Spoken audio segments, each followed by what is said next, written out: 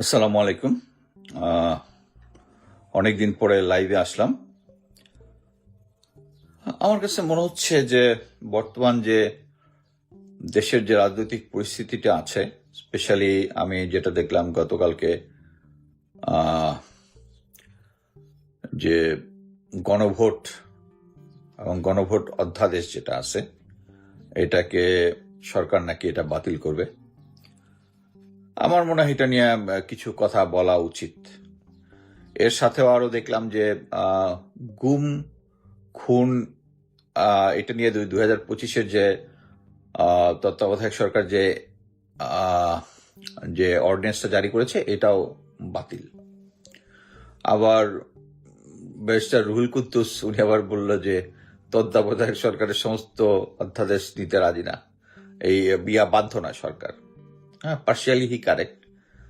But প্রথমে আসি হচ্ছে গণভোট। আমার কথা হচ্ছে যে গণভোট, আমি আগেই বলিনি আমি কোনো সংবিধান বিশেষজ্ঞ না। আমি দেশের একজন সাধারণ নাগরিক হিসেবে আমার যে স্পেশালিটি আছে সিকিউরিটি অ্যান্ড আদার, ওগুলোর ব্যাপারে আমি জেনে বুঝে কথা বলি। এখানে আমি যেটা পাবলিক নলেজ, যেটা আমি বিভিন্ন ওপেন মিডিয়াতে পড়ে যেটুকু বুঝি সে তার কথা বলব।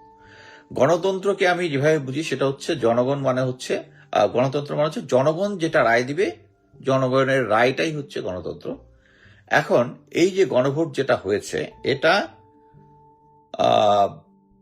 জনগণের রায়, 70% লোক হা ভোট দিয়েছে। আচ্ছা, এখন 70% লোক হা ভোট দিয়েছে, এর মানে কিন্তু 30% লোক না ভোট দিয়েছে তা না। না ভোট দিয়েছে একটা পার্সেন্টেজ, এরপরে যারা ভোট দেয়নি তাদেরও একটা হচ্ছে হ্যাঁ ভোটের পক্ষে। সো আমরা যদি দেখি, মোট কথা হচ্ছে একটা ভোট হয়ে যাওয়ার পরে আমাকে ধরে নিতে হবে 100% লোক অ্যাকচুয়ালি হা ভোট দিয়েছে এবং এটাকে মেনে নিতে হবে। যেমন আমি বলি বিএনপি এখন 50% বোধহয়, আমার এক্স্যাক্টলি নাই, ভুল হইতে পারে, ভোট পেয়ে নির্বাচিত হয়েছে। এর মানে ওই 50%-এর প্রধানমন্ত্রী তো তারেক রহমান না, 100%-এর প্রধানমন্ত্রী তারেক রহমান। সো 70% ভোট বাংলাদেশিরা যেটা দিয়ে যে রায়টা দিয়েছে ওইটা আইনের মার পেছে বিএনপি অ্যাকসেপ্ট করবে না, এটা হতে পারে না। আমি যেটা বুঝি আইনের মার পেছে, এই এখন মনে করেন যেটা হয়, একটা ভোট হলো সবাই আবার আদালতে যায়, এটা আমেরিকাতেও হয়, ট্রাম্পের ইয়ার সময় হয়েছে যে আদালতের মধ্যে যায়। এই একটা জিনিস, আদালত এটার উপরে রায় নিতে পারবে না, কারণ আদালত এই 70% লোকের ভোট নিতে পারবে না, মানে সাক্ষ্য নিতে পারবে না। So this is the final. এবং এই ফাইনাল যে জনগণের রায়, এইটার বিরুদ্ধে যদি যায় তাহলে BNP will go heading towards A crisis. এবং এটা নিয়ে যে বিরোধী দলরা যে আন্দোলনের কথা বলছে, সে আন্দোলনের আমি বাংলাদেশের নাগরিক হিসেবে পূর্ণ সমর্থন করব।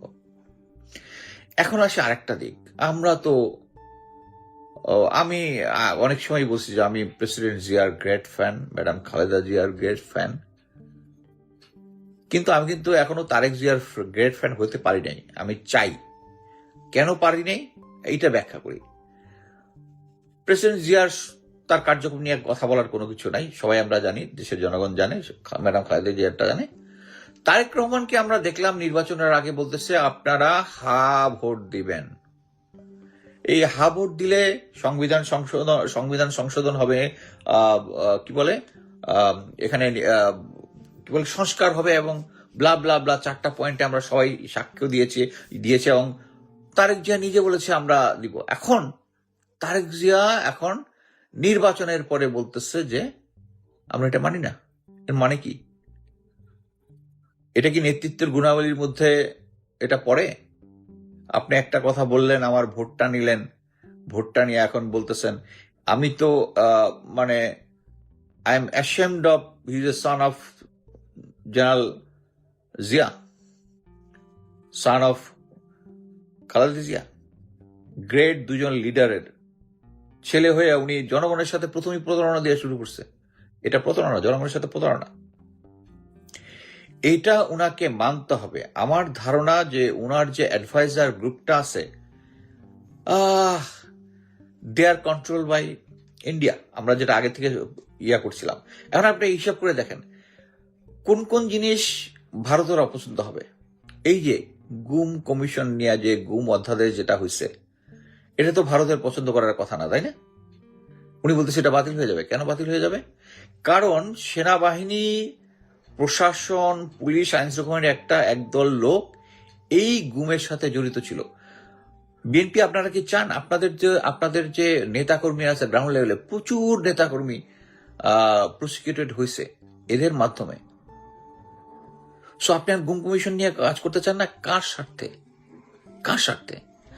আমি যেটা ভেবেছিলাম যে তত্ত্বাবধায়ক সরকারের সময়, মানে প্রফেসর ইউনূস সরকারের সময় প্রফেসর ইউনূস পুরোপুরি দেশের কন্ট্রোল নিতে পারেন নাই। এখানে দুইটা প্যারালাল সরকার চলছে, একটা হচ্ছে প্রফেসর ইউনূসের সরকার, আর একটা হচ্ছে জেনারেল ওয়াকারের সরকার।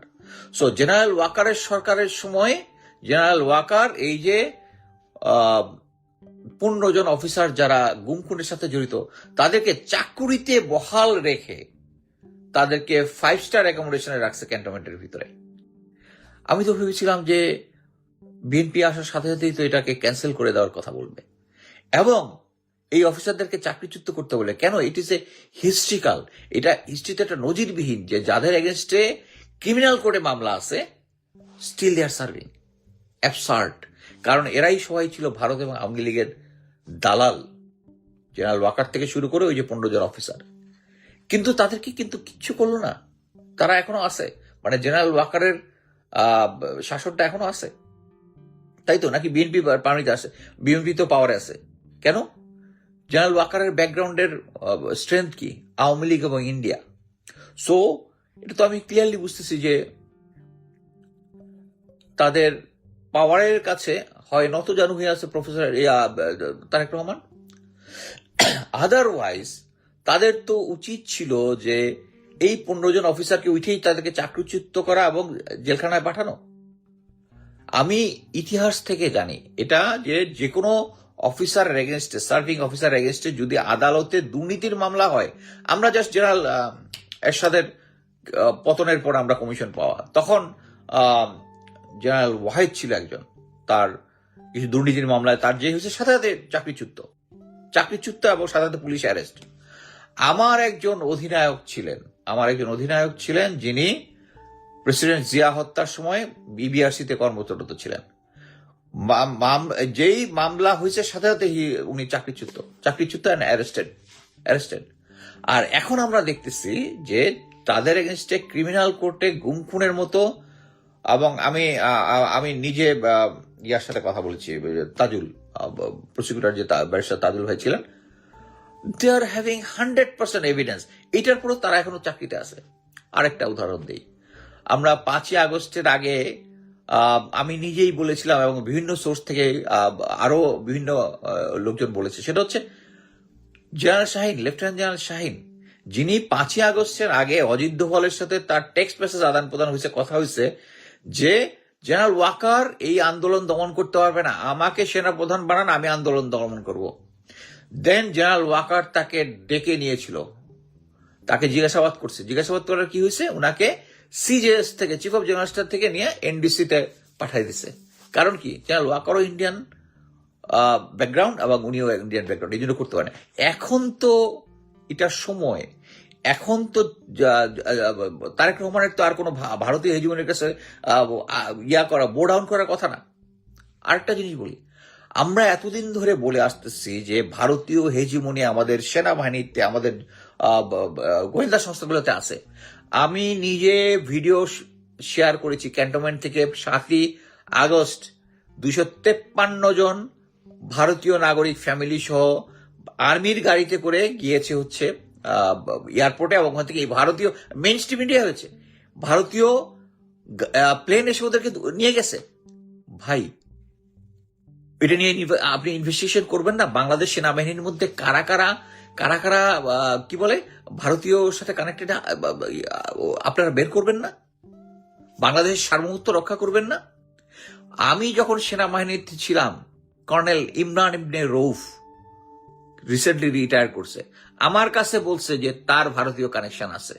আমার কাছে বলছে বিকজ তার সাথে জিয়ার সে বেশি দূর যাইতে পারে নাই, কারণ আমার কোর্সমেট জিয়ার সাথে তার একটা মানে লাগালাগি ছিল, তার সম্বন্ধে যেতে পারে। সে প্রাউডলি বলছে তখন এই জিনিসটা ঘোষণা করা যে আমার সাথে ইন্ডিয়ান কানেকশন, মানে সে নিজেকে প্রাউড ফিল করতো যে ভারতের সাথে আমার কানেকশন আছে। এই যে বাংলাদেশ সেনাবাহিনী, গোয়েন্দা সংস্থা বা পুলিশের কয়েকজন সদস্য যারা ভারতের সাথে কানেক্ট, আমি তাদের নাম জানি, কিন্তু কেউ ইনভেস্টিগেট করবে না। আপনাদের তো উচিত এই জিনিসটা ইনভেস্টিগেট করা। এই যে বিএনপি সরকার, আমি যদি মনে করে থাকি যে ভারতের প্রেসক্রিপশনে চলতেছে, কেন আপনিও যদি তাদের রাজি হয়ে থাকেন, কেন রাজি হয়েছেন? কারণ জানেন তাদের কন্ট্রোল আছে সব প্রশাসনের মধ্যে। এই প্রশাসনকে যে ভারতীয় হেজিমনি মুক্ত করার দায়িত্ব কার? আপনার, জনাব তারেক রহমান, আপনার। তা আপনি করতেছেন না কেন? এখন তো আপনার উচিত একটা বড় একটা কমিটি গঠন করা, উচ্চ পর্যায়ের, যে কমিশনটা ভারতীয় যে মূল যেগুলো আছে আমাদের প্রশাসনে, আইন শৃঙ্খলা বের করা। আপনাকে বের করতেছেন, কেন বের করতেছেন না? তার মানে আপনি ভারতের প্রেসক্রিপশনে চলতেছেন। এখনো general Shaheen is serving, there other lieutenant general যার ভারতীয় কানেকশন আছে, ভারতীয় নাম্বার অফ টাইম ট্রেনিং গেছে, পিলখানার সময় ঢাকার সিও ছিল। যে কেউ ইনভেস্টিগেট করলে বের করতে পারবে। এখন আসেন হচ্ছে, আমরা চাই সব অন্যায়ের বিচার হোক। আমরা রিসেন্টলি কি দেখলাম? General Masududdin Chowdhury, general Mamun Khaled arrest হয়েছে, ভেরি গুড। এই দুইজন দে আর রিয়েল ক্রিমিনাল, তারা অ্যারেস্ট হয়েছে, আলহামদুলিল্লাহ, গুড। আচ্ছা,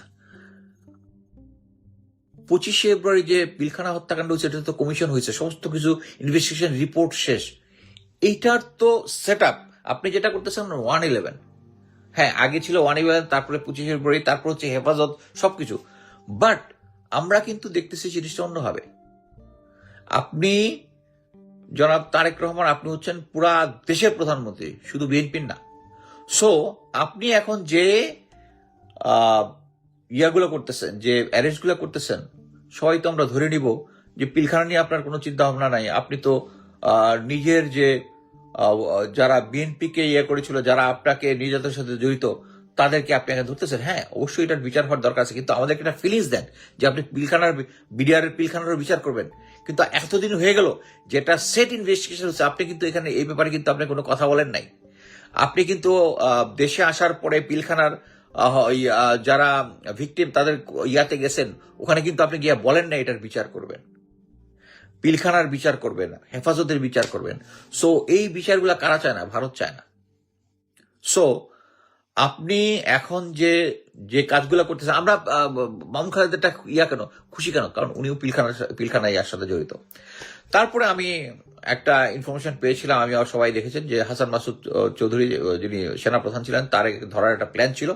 এবং আমি পোস্ট দেওয়ার পরে এখানে যে পরিমাণ বট কমেন্ট আর বিএনপি লোকের কমেন্ট, এটা কনফার্ম করে যে আসলেই তাদের একটা প্ল্যান ছিল। বাট যেহেতু তার পক্ষে একটা জনমত আছে, এই কারণে কিন্তু সরকার এটা থেকে পিছিয়ে গেছে। বাট আমি দেখলাম ডিজিএফআর আরেকজন লেফটেন্যান্ট কর্নেল, স্যারের নামটা ভুলে গেলাম, উনাকে অ্যারেস্ট করা হয়েছে। উনি সম্ভবত নির্যাতনের সাথে জড়িত ছিল কিনা I am not sure. But আমার কাছে একটাই কোশ্চেন লাগে, সেটা হচ্ছে উনি তো 17 বছরে, উনি তো অ্যাকচুয়ালি সাফারার ছিল, আমার যতদূর ধারণা উনি সাফারার ছিল।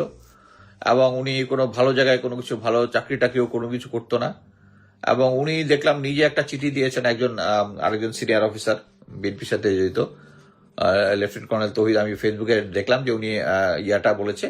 বাট আমার ধারণা হচ্ছে যে এইটাও বুঝতে হবে যে general Mamun Khaled is a very shrewd guy, এবং মাসুদউদ্দিন চৌধুরী, এরা চেষ্টা করবে হচ্ছে এই কেসটাকে যত ওয়াইল্ড করা যায়, যত ক্রাইসিস টাইপ করা যায়, যেটা একটা ধোয়াটে সিচুয়েশন কইরা যে বাইচে যাবে। যেমন আই এম শিওর যে যদি জেনারেল হাসান মাসুদ চৌধুরীকে যদি ধরা হইতো, আলহামদুলিল্লাহ হইতো, তাইলে হয়তো কি এই জিনিসটাকে, এটার ক্রেডিবিলিটিটাকে নষ্ট হইতো, যে এই অ্যারেস্ট করা যে হচ্ছে এটার ক্রেডিবিলিটি। এবং ওইটাই হচ্ছে তাদের মেইন কাজ, যে মূল যারা এটার সাথে জড়িত তাদেরকে বের করে দেওয়ার জন্যই আমি মনে করি যে পরিচালক লেফটেন্যান্ট কর্নেল যাকে ধরা হয়েছে। বাট আমি ওনার ব্যাপারে ডিটেলস যাই না, এটা ডিলিট করা উচিত। বাট কথা হচ্ছে, আমার একটা ফিলিংস আসছে যে এটা কি প্রতিশোধের রাজনীতি হচ্ছে। কারণ 111 এটার মধ্যে যেটা হচ্ছে, ওইটার মধ্যে ভিকটিম হচ্ছে বিএনপি এবং তারেক রহমান নিজে। অতএব উনারই উচিত ছিল হচ্ছে আগে অন্য বিষয়গুলো ধরে তারপরে এটা ধরা। যেমন বিড়ে আর পিলখানা ধরলে এমনি জেনারেল মামুন খালেদ ধরা হইতো। সো ফাইনালি আমি অ্যাকচুয়ালি যেটা মনে করি যে বিএনপির এখন উচিত হচ্ছে যে ভারতীয় হেজিমনি যে আমাদের প্রশাসনের ভিতরে এবং সেনাবাহিনীর ভিতরে আছে এটা বের করা, এটার জন্য একটা কমিশন গঠন করা। আদারওয়াইজ তারা যে এখন ভারতেরও ক্রীড়ানক হিসাবে আছে এভাবেই রয়ে যাবে দিনের পর দিন। তারাও যখন যাবে, আবার নেক্সট সরকার যখন আসবে একইভাবে চলে যাবে, একইভাবে। আমরা ভারতীয় হেজিমনি থেকে বের হইতে পারবো না। বিএনপি যতই আমরা বলি ইলেকশন ইঞ্জিনিয়ারিং হয়েছে এবং ফাইনালি আমরা এই বাস্তবতাটা মেনে নিয়েছি, বিএনপি এখন পাওয়ারে। এবং এই হেজিমনি তাকে যদি মনে করে বিএনপি যে হেজিমনি তাকে প্রতিবারই ক্ষমতায় নিয়ে আসবে এবং এভাবেই ভালো, দেন ইটস এ ব্যাড ডিসিশন। এবং জনগণ এটা মানবে না। আমি একটা জিনিস বলি, পাবলিক পারসেপশন যেটা, এটা ফাইনালি অনেক রিসার্চ করে দেখা যাচ্ছে public perception actually original truth হচ্ছে আমরা এখন বিশ্বাস করি এখনো এই বিএনপি সরকার ভারতের প্রেসক্রিপশনে চলতেছে এবং তার মূল গাইড হচ্ছে শিলং সালাউদ্দিন। এবং আমরা হিস্ট্রিতে দেখলাম প্রথম যে প্রধানমন্ত্রী বর্তমানে প্রতিরক্ষা দেখবে হচ্ছে শিলং সালাউদ্দিন। এটা আপনার কাছে খুব হালকা মনে হতে হয়, হালকা না। যদি ভারতের কোনো এজেন্ডা থাকে, কোনো একটা এক্সিকিউটিভ কোনো একটা ক্রাইসিস স্বল্প সময়ের জন্য অ্যাপ্রুভ করানোর, দেখবেন তারেক রহমান সিক হয়ে গেছে, বিদেশে চলে গেছে, এই সময়ের মধ্যে শিলং সালাউদ্দিন বাংলাদেশের একটা বাম্বু দিয়ে দিছে। সার্বভৌমত্ব will be in question. So এই জিনিসটা আমাদের সিনিয়রদেরকে জানতে হবে, আমাদের প্রশাসনকে জানতে হবে, তারেক রহমানকে জানতে হবে। এবং আমি খুব আপসেট তারেক রহমানের যে অ্যাডভাইজার গ্রুপ আছে তারা অ্যাকচুয়ালি তাকে ভালো মতো গাইড করতেছে না। এবং যদি গণভোটকে তারা শেষ পর্যন্ত মেনে না নেয়, এটার যে আন্দোলন হবে, আন্দোলনকে আমি পূর্ণ সমর্থন করব।